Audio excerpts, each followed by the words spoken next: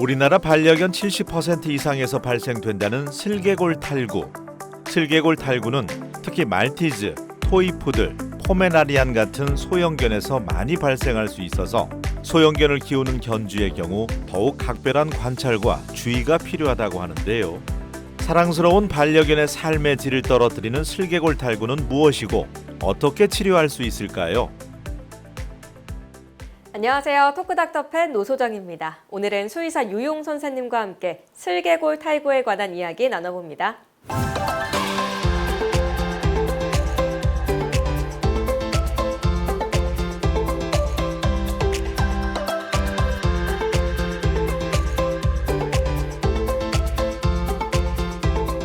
네, 선생님 안녕하세요. 안녕하세요.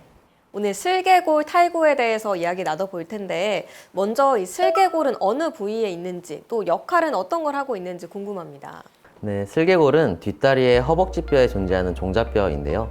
허벅지뼈와 무릎 관절을 이루고 허벅지 근육의 힘줄 내에 존재합니다. 다리를 굽혔다 펼 때 도움을 줄 수 있고 무릎 앞쪽을 보호하는 역할을 하게 됩니다. 무릎을 움직이고 보호하는 역할을 하는 게 슬개골이고 이게 빠졌을 때를 슬개골 탈구다라고 부르는 거잖아요. 그러면 이렇게 슬개골이 빠지게 되는 원인은 좀 어떤 것들이 있을까요? 슬개골 탈구의 원인은 다양한 것들이 있는데요. 행동학적인 요인으로는 두 발로 많이 서거나 점프를 많이 하거나 아니면 소파나 침대에서 뛰어내리는 등 뒷다리에 무리가 가는 행동들이 있습니다.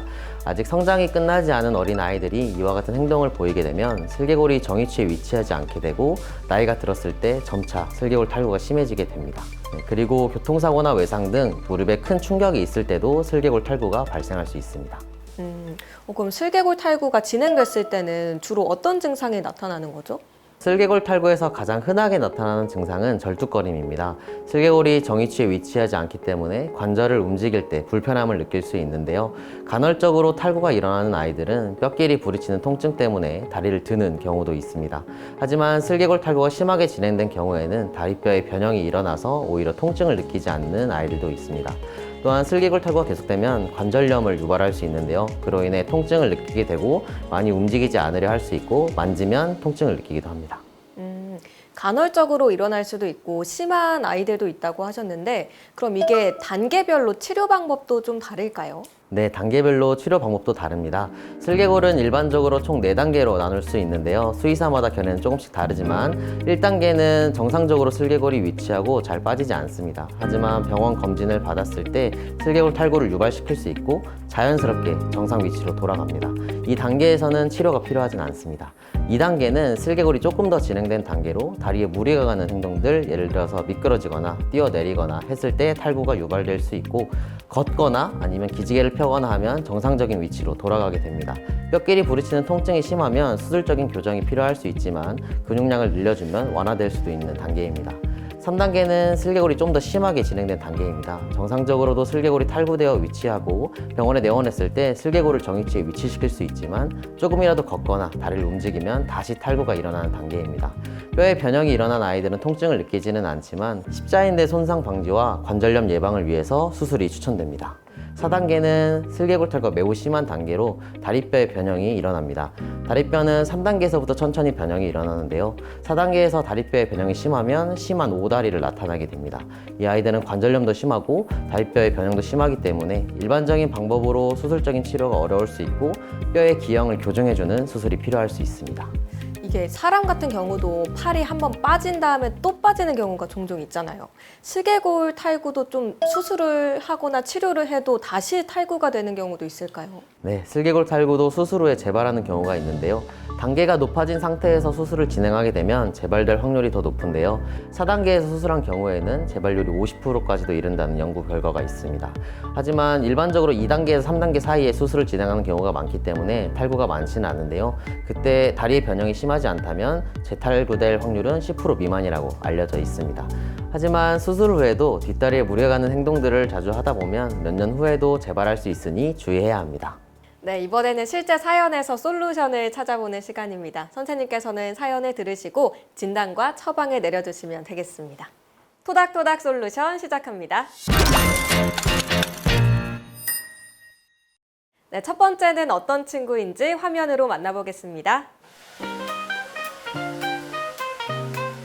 이 아이는 4살 된 포메라니언인데요. 오늘 양측 슬개골 수술을 위해서 내원했습니다.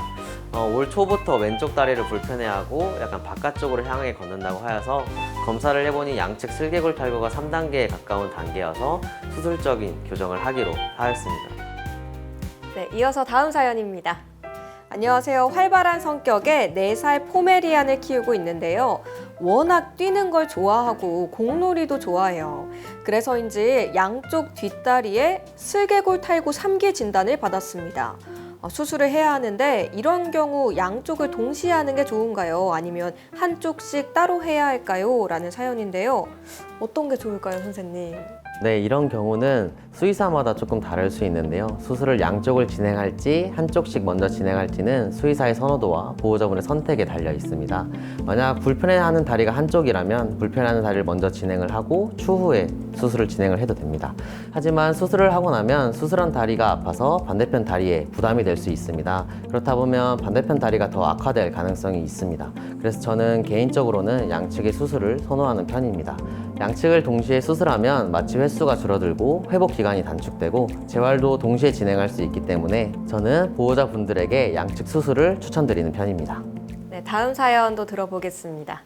안녕하세요. 저희 강아지는 5살 된 말티즈인데요. 요새 다리가 조금 불편해 보여서 병원에 갔는데 아직은 치료나 수술할 단계는 아니지만 슬개골 탈구를 조심하라고 하더라고요. 관절에 좋은 영양제를 먹이면 도움이 될까요? 슬개골 탈구가 더 진행되지 않았으면 좋겠습니다. 라는 사연인데요.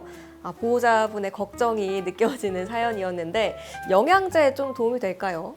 네, 영양제도 관절에 도움이 됩니다. 영양제가 슬개골 탈구를 완화시켜주거나 단계를 낮춰주지는 않지만 탈구로 인해 발생할 수 있는 통증이나 관절염을 완화시켜주는 데 도움이 됩니다.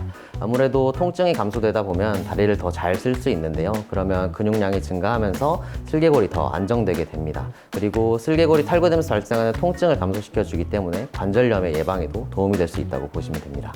네, 많은 도움 되셨나요? 지금까지 토닥토닥 솔루션이었습니다. 네, 이번에는 퀴즈를 통해 슬개골 탈구에 대해서 더 쉽고 재밌게 이해해보는 시간입니다. 건강상식 능력고사 시작합니다.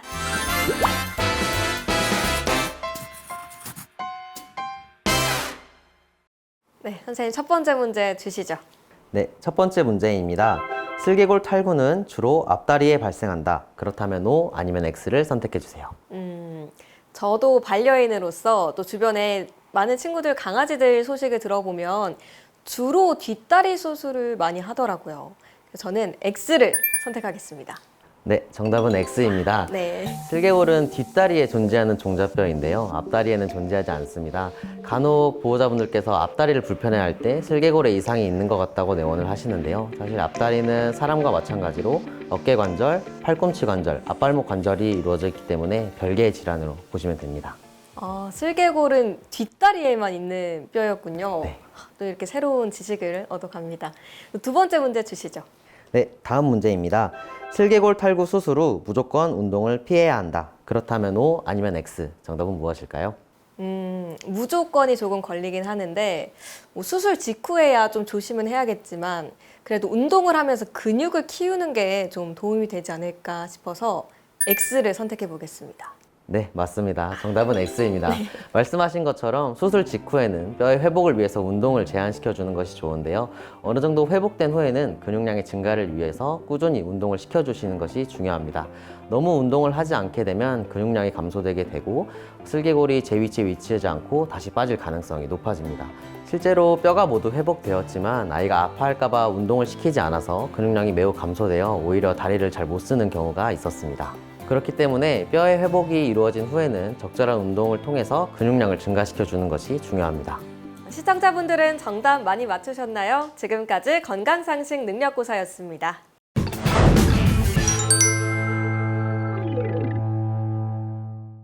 네, 선생님 오늘 슬개골 탈구에 대해서 여러 도움 말씀 주셨는데요. 좀 마지막으로 치료를 받은 후에 좀 주의해야 될 점들이 있다면 어떤 게 있을까요?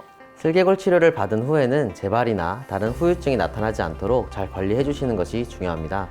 지속적으로 뒷다리에 무리가 가는 행동을 하거나 외상이 있을 때에는 재발할 수 있기 때문에 각별히 주의를 해주시는 것이 중요합니다. 수술 후 슬개골이 안정되었어도 추후에 관절의 손상이나 십자인대 손상이 발생할 수 있기 때문에 꾸준한 운동과 적절한 행동 습관을 들이도록 관심을 가지는 것이 중요합니다. 치료 후에도 언제든지 이상을 보이면 병원에 내원하셔서 검진을 받으시고 치료를 받으시는 것이 중요합니다. 토크닥터 팻 오늘 유용 선생님과 함께 슬개골 탈구에 관한 이야기 나눠봤습니다. 다음 시간에도 이어서 선생님 모시고 슬개골 탈구 재활 치료에 관해 더 자세히 알아보는 시간 갖겠습니다. 함께 해주신 시청자 여러분 고맙습니다.